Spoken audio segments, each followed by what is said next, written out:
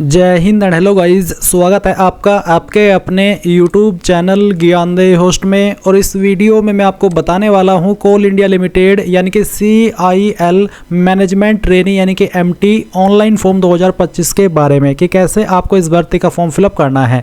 Guys, इस video के अंदर मैं आपको रर्शन से लेकर प्रिंट तक स्टेप बाय स्टेप पूरी जानकारी देने वाला हूँ, तो आपको वीडियो को पूरा देखना है। और अगर आपके मन में कोई सवाल कोई डाउट रह जाए किसी भी जानकारी को लेकर के, तो आप कमेंट के माध्यम से पूछ लीजिएगा। अब चलिए शुरू करते हैं। अगर आपने अभी तक वीडियो को लाइक शेयर नहीं किया, वीडियो को लाइक शेयर कर दीजिए। और साथ ही अगर आप चैनल के ऊपर नए हैं तो चैनल को सब्सक्राइब करके बेल आइकन ऑन कर लेना।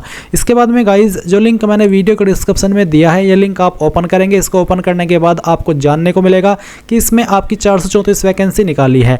एंड यहाँ पर इसमें पोस्ट का नाम तो आपको पता चली गया कि मैनेजमेंट ट्रेनी है। एज लिमिट आपकी 18 से 30 साल के बीच रखी गई है। Application fees general OBC EWS को 1180 रुपये पे करनी होगी और SC/ST विकलांग के लिए कोई फीस नहीं है। फॉर्म आप लोग 15 जनवरी से लेकर के 14 फरवरी 2025 तक भर पाएंगे। इसके बाद आप यहाँ पर डिसिप्लिन देखेंगे कि कौन से डिसिप्लिन में कितनी वैकेंसी निकाली है और फिर किस डिसिप्लिन में अप्लाई करने के लिए एग्जैक्टली क्या क्वालिफिकेशन चाहिए वो आपको यहाँ पर अच्छे से मेंशन की गई है। तो सभी जानकारी आप चेक करेंगे और ये जानकारी चेक करने के बाद ऑफिशियल नोटिफिकेशन PDF के ऊपर क्लिक करके इस नोटिफिकेशन से भी आप सभी की सभी जानकारी और भी डिटेल में चेक कर सकते हैं। और जब आपको लगे कि मैं इसमें अप्लाई करने के लिए एलिजिबल हूँ और मेरा इंटरेस्ट है फॉर्म को भरने का, तो आप यहां पर अप्लाई ऑनलाइन लिंक ओपन करेंगे और आपके सामने ये वाली वेबसाइट आ जाएगी। अब यहां पर आने के बाद में आप रजिस्टर इसके ऊपर क्लिक करेंगे। अभी आपके सामने प्रोसेसिंग होगी तो इसको होने दीजिएगा। और आपको बेसिकली बेस्ट ब्राउज़र रिकमेंड किया जाता है कि इन ब्राउज़र के अंदर आप इस फॉर्म को बेहतर तरीके से फिल कर सकते हैं। तो इसको चेक करने के बाद आप यहां पर पोस्ट नेम के ऊपर आएंगे और आपको इनमें से जिस डिसिप्लिन में अप्लाई करना है वही आपको सिलेक्ट कर लेना है। सभी पर अप्लाई करने का तरीका सेम है और एक बार में आप एक ही ट्रेड पर या फिर डिसिप्लिन पर अप्लाई कर सकते हैं। अब आपको यहाँ पर आपका फुल नेम एंटर करना है, तो पूरा नाम आप यहाँ पर डाल दीजिएगा। फिर गाइज आपका जो मोबाइल नंबर है वो आप डालेंगे, उसको दोबारा डाल करके वेरीफाई कर देंगे। अल्टरनेट मोबाइल नंबर के अंदर कोई अन्य नंबर देना चाहते तो दे देंगे, नहीं तो आप इसको चाहे तो खाली भी छोड़ सकते हैं। फिर गाइज आप आपका ईमेल एड्रेस डालेंगे, ईमेल एड्रेस को दोबारा डाल करके वेरीफाई कर देंगे। एंड जनरेट OTP पर क्लिक करेंगे तो आपके सामने एक न्यू विंडो ओपन होगी और इस तरह का कैप्चा आएगा। वो कैप्चा कोड डाल करके आप जैसे सबमिट करेंगे तो आपके नंबर और ईमेल के ऊपर OTP सेंड किया जाएगा। वो OTP आप यहाँ पर डाल करके वेरीफाई कर दीजिएगा। फिर आप डिक्लेरेशन के नीचे आई एग्री के ऊपर क्लिक करके कैप्चा कोड डालेंगे और रीवेरीफाई इसके ऊपर क्लिक करेंगे। रीवेरीफाई के ऊपर क्लिक करने के बाद गाइज जो इन्फॉर्मेशन अभी आपने भरी वो आपके सामने आएगी और आप यहाँ पर इनबॉक्स के ऊपर टिक करेंगे। इनके ऊपर टिक करने का मतलब यही होता है कि यहाँ आपने इन जानकारी को डबल चेक कर लिया है और आपके अकॉर्डिंग सभी जानकारी सही है। फिर आप यहाँ पर सबमिट कर देंगे और इसके बाद प्राइवेसी नोटिस आएगा, आप इसको आई एग्री करेंगे एंड देन आप यहाँ पर ओके कर दीजिएगा। ओके करने के बाद में आप देखेंगे कि जो आपका रजिस्ट्रेशन है वो यहाँ पर हो चुका है। अभी आपको रजिस्ट्रेशन नंबर एंड पासवर्ड की जानकारी ईमेल और मैसेज के माध्यम से सेंड कर दी गई है। अभी आप यहाँ से क्या करेंगे, गो टू एप्लीकेशन इसके ऊपर क्लिक करेंगे। अब इसके ऊपर क्लिक करने के बाद अगेन आपके सामने प्रोसेसिंग होगी जहां पर आपको बेस्ट ब्राउज़र रिकमेंड किए जाते हैं, तो इसको होने दीजिएगा, थोड़ा वक्त लग सकता है। अब ये हो गई। इसके बाद आप यहां पर आएंगे और अपनी अन्य जानकारी भरेंगे, जैसे कि जो आपका जेंडर है वो आपको सेलेक्ट कर लेना है, मेल फीमेल या फिर ट्रांसजेंडर। उसके बाद डेट ऑफ बर्थ, तो आप यहां पर कैलेंडर के ऊपर क्लिक कीजिएगा, अपना ईयर सेलेक्ट कीजिएगा, मंथ सेलेक्ट कीजिएगा और फिर यहां से डे, तो आपका डेट ऑफ बर्थ आ जाएगा। नेशनलिटी के अंदर आप a citizen of India select कर लेंगे और रिजर्वेशन कैटेगरी के अंदर आपकी जो भी कास्ट कैटेगरी है जैसे कि जनरल OBC EWS SC/ST जो भी है वही आपको सेलेक्ट करनी है। वैसे तो गाइज मैं OBC में आता हूं, बट यहाँ पर मैं इस फॉर्म को डेमो के लिए भरा हूं, तो मैं नहीं चाहता कि कोई फीस पे करनी पड़े और मैं आपको आपका जो फॉर्म का प्रोसेस है कंप्लीट दिखा पाऊं।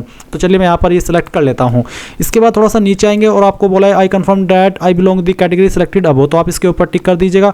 उसके बाद नीचे आएंगे कैंडिडेट क्रिमिनल केसेस के अंदर आपको कुछ सवालों के आंसर करने हैं।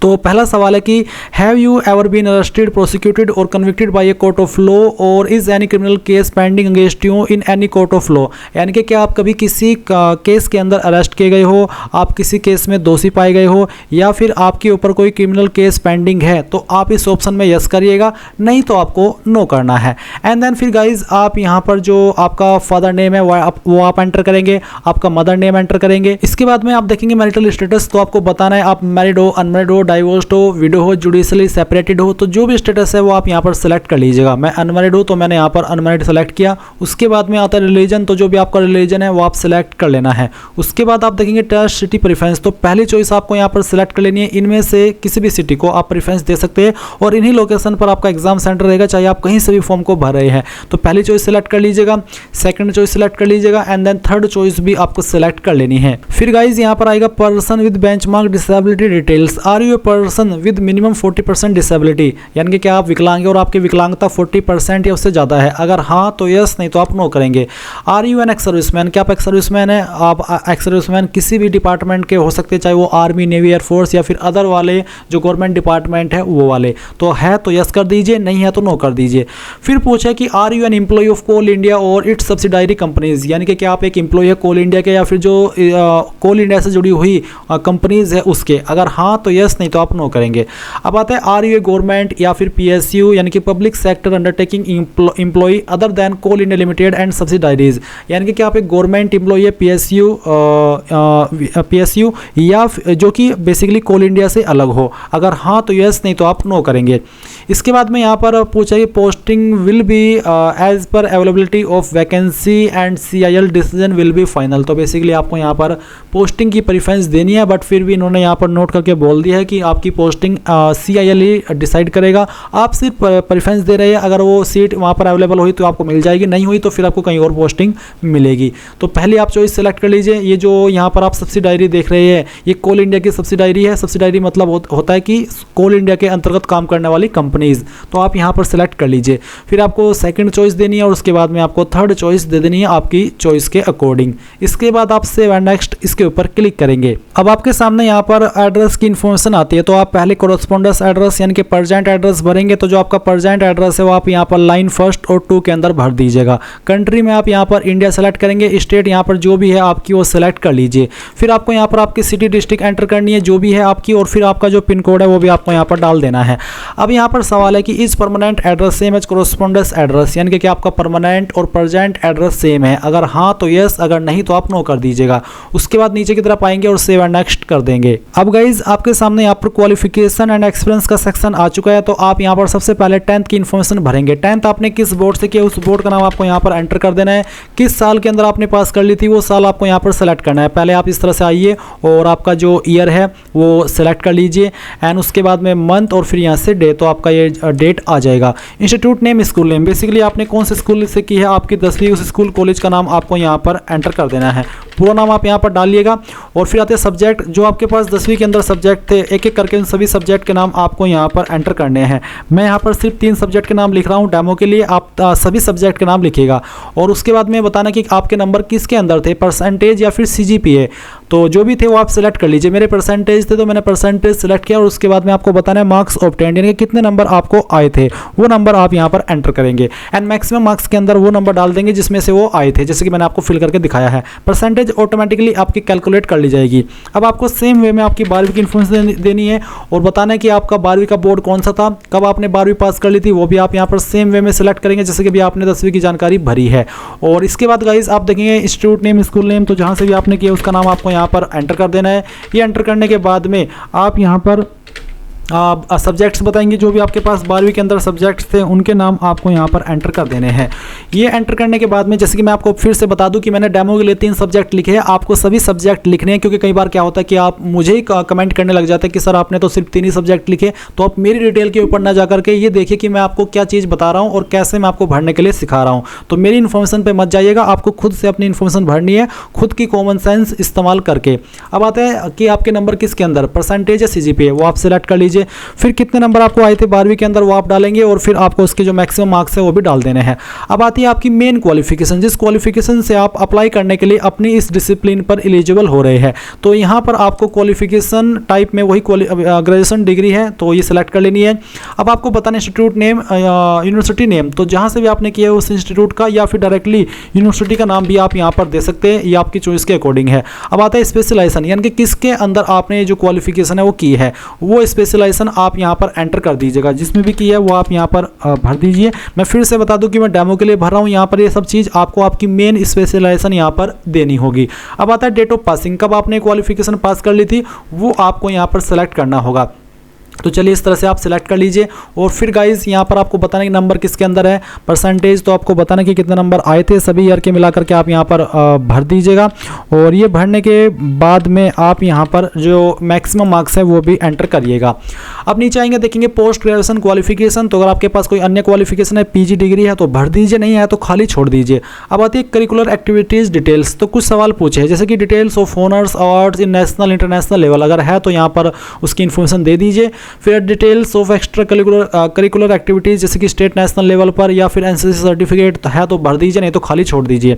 अब यहाँ पर आता है please select as applicable regarding experience, तो दो ऑप्शन है, minimum 2 year service in officer executive cadre with either arm force और सेंट्रल पुलिस ऑर्गेनाइजेशन यानी कि सीपीओ, या फिर minimum 5 year service in officer executive cadre with other government PSEs private organisations only if candidates are having relevant experience in managing industrial security in officer executive cadre. तो basically यहाँ पर इनमें से कोई एक चीज़ तो आपके पास होनी ही चाहिए। और अगर आपने इसका जो नोटिफिकेशन देखा होगा तो उसमें पता चल ही गया होगा कि कौन सा डिसिप्लिन पर अप्लाई करने के लिए क्या क्वालिफिकेशन और क्या एक्सपीरियंस मांगा है, उसी के अकॉर्डिंग आप यहाँ पर ये सिलेक्ट कर लीजिएगा। उसके बाद थोड़ा सा आप नीचे आएंगे तो आप देखेंगे एक्सपीरियंस जानकारी भरने का ऑप्शन आपके सामने है। तो नेम ऑफ द ऑर्गेनाइजेशन के अंदर आपको उस कंपनी का नाम देना है जहाँ पर आपने काम किया, या फिर उस बंदे का नाम देना है जहाँ पर रह करके आपने काम किया है। Type of organisation PSB, government, PSU, CPSC, private या फिर अदर, जो भी था वो आप सेलेक्ट कर लीजिए। पोस्ट हेल्ड, किस पोस्ट पर रह करके आपने काम किया, उस पोस्ट का नाम आपको यहाँ पर एंटर करना है। डेमो के लिए मैं पोस्ट का नाम लिख रहा हूँ, आप आपके रियल पोस्ट का नाम यहाँ पर डाल दीजिएगा। स्टार्ट डेट ऑफ सर्विस, कब आपने जॉब ज्वाइन कर ली थी वो डेट आप यहाँ पर सेलेक्ट कर लीजिएगा। उसके बाद गाइज कब आपने कंप्लीट कर ली थी वो डेट भी आप यहाँ पर सेलेक्ट कर लेंगे, जैसे कि मैं आपको सेलेक्ट करके दिखा रहा हूँ। अब आता है पे स्केल, यानी कि आपको पर मंथ कितना मिलता था, या फिर आपकी सीटीसी, या तो आपको सीटीसी भी बता देनी है पर एनम क्या थी। और उसके बाद ब्रीफ वर्क एक्सपीरियंस, तो थोड़ा सा शॉर्ट में बताइए कि आपने किस वक्त का काम, किस टाइप का काम आप करते थे, उसका नेचर आपको यहाँ पर मेंशन करना है, थोड़ा सा ज़्यादा डिटेल में नहीं जाना है। एम्प्लॉयमेंट टाइप रेगुलर थे या फिर कॉन्ट्रैक्ट थे, तो जो भी था वो आप सेलेक्ट कर लीजिएगा। और फिर आप थोड़ा सा नीचे आएंगे देखेंगे डिटेल्ड वर्क एक्सपीरियंस, तो आप यहाँ पर जो आपका वर्क एक्सपीरियंस है उसके बारे में थोड़ी डिटेल्ड दे सकते हैं, यानी कि अच्छे से उसको विस्तृत में भर सकते हैं, बट फिर भी 500 कैरेक्टर से कम ही लिमिट रहनी चाहिए आपके एक्सप्लेनेशन की। और फिर आप यहाँ पर I confirm that the qualification detail submitted by me above are true to the best to my knowledge and as per qualification detail mentioned in the detailed advertisement of Coal India Limited any deviation found at any stage with respect to same will lead to cancellation of my candidature. Basically आपको ये यहाँ पर declaration देना है कि जो information मैंने भरी है वो बिल्कुल सही है और मैंने अपनी तरफ से बिल्कुल सटीक जानकारी दी है, और अगर इस जानकारी के अंदर कोई भी मिसमैच पाया गया या फिर गलती पाई गई तो मेरा जो कैंडिडेचर है, मेरा जो फॉर्म है वो रद्द हो जाएगा। तो ये आप यहाँ पर टिक करने के बाद सेव एंड नेक्स्ट इसके ऊपर क्लिक करेंगे। अब गाइज आपके सामने डॉक्यूमेंट एंड पेमेंट का सेक्शन आ चुका है, तो अभी आप यहाँ पर देख सकते हैं ये जो लिस्ट आपके सामने है ये सभी चीज़ें आपको अपलोड करनी है। और आपको यहाँ पर बोला है कि in case of multiple documents against any header below kindly merge them all in single PDF file and upload, यानी कि अगर मान लीजिए आप आपकी क्वालिफिकेशन की जानकारी में जो पीडीएफ अपलोड कर रहे हैं उसमें एक से ज़्यादा आपके पास इमेज है तो आप उसको मर्ज कर लेंगे और सिंगल पीडीएफ के अंदर अपलोड मर्ज करके वो अपलोड करेंगे। तो पहले तो आप यहाँ पर फोटो अपलोड करेंगे, तो क्लिक है टू अपलोड, इसके ऊपर क्लिक कीजिए। आपको यहाँ पर जानने को मिलेगा कि आपके फोटो का बैकग्राउंड व्हाइट होना चाहिए, साइज 50 से 100 KB के बीच में होना चाहिए, फॉर्मेट जेपीईजी या फिर जेपीजी का रहना चाहिए। तो क्या करेंगे, ब्राउज टू अपलोड के ऊपर क्लिक करेंगे, जहाँ पर आपकी फोटो फाइल है वो सेलेक्ट कर लेंगे। मैं आपको फिर से बता दूं कि मैं फॉर्म डेमो के लिए भर रहा हूँ, तो मैं यहाँ पर रैंडम फाइल सेलेक्ट कर रहा हूँ इमेज की, मैं इसको ओपन करता हूँ। ओपन करने के बाद आपका फोटो यहाँ पर आएगा, बट अगर उसमें कोई इशू हुआ तो वो अपलोड नहीं होगा, इसलिए आपको यहाँ पर सही वाला फोटो ही अपलोड करना है।